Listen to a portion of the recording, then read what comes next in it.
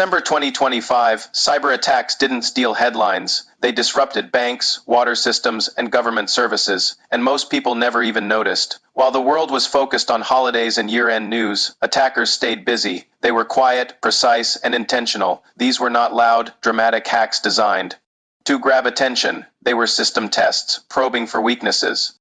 And as the month unfolded, a clear and disturbing pattern emerged that most of the world completely missed.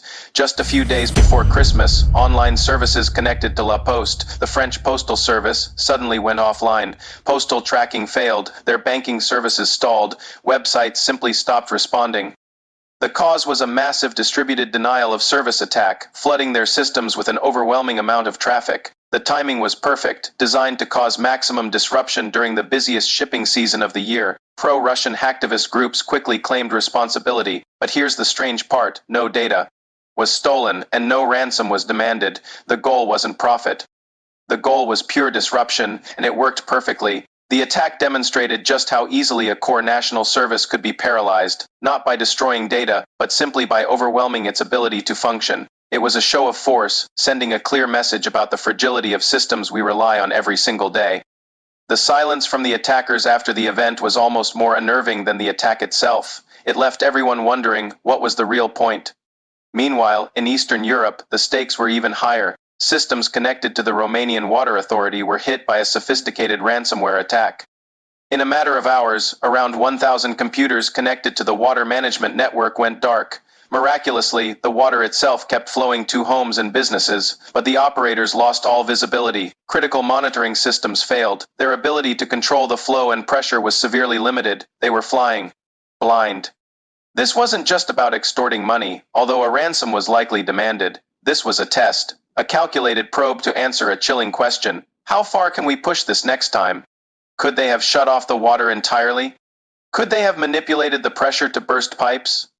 The attack served as a stark reminder that our most critical infrastructure, the systems that provide clean water, electricity, and transportation, are increasingly connected and vulnerable. The attackers didn't need to destroy the physical infrastructure.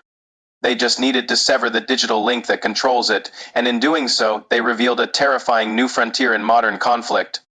At the same time, another, much quieter attack was unfolding across the globe, exposing one of today's most effective and insidious attack methods: oath device code phishing. Instead of trying to steal passwords, which can trigger security alerts, attackers found a much smarter way in. They tricked users into approving access themselves. It works like this. An employee receives a notification on their phone or computer, seemingly from a trusted service like Microsoft. It asks them to approve a new login or device. The screen looks legitimate. The authorization flow is familiar. So they click approve, but in that single click, they've unknowingly granted an attacker full access to their account. Thousands of Microsoft 365 accounts were compromised this way in December. There was no malware to detect, no suspicious password attempts to flag. From the system's perspective, it was just legitimate access, but that access was being used for the wrong reasons, allowing attackers to read emails, steal sensitive files, and move deeper into corporate networks, all without raising a single alarm.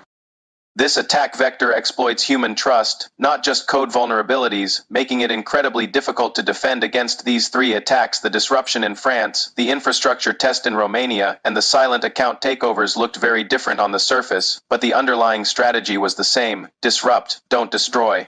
Exploit trust, not just code, and target the systems that people assume will never, ever fail. December 2025 proved one thing with absolute clarity: our modern infrastructure is incredibly efficient, but it is not resilient. The very interconnectedness that makes our lives easier also makes us profoundly vulnerable. We've built a world that runs on digital systems, assuming they'll always be there. But that month was a cold, hard wake-up call, showing just how quickly that assumption can be shattered. The silence of the attackers was the loudest message of all, leaving a single, lingering question in the minds of security experts everywhere: what comes next? These were not isolated incidents. They were warnings. They are pieces of a much larger puzzle. If you want clear, no-nonsense breakdowns of real cyber attacks, how they work, why they succeed, and what they mean for our future, then subscribe to this channel. We post new videos every week. There's no hype, no fear-mongering. We just focus on the patterns that matter. Thanks for watching, because the next attack won't announce itself. It will simply happen.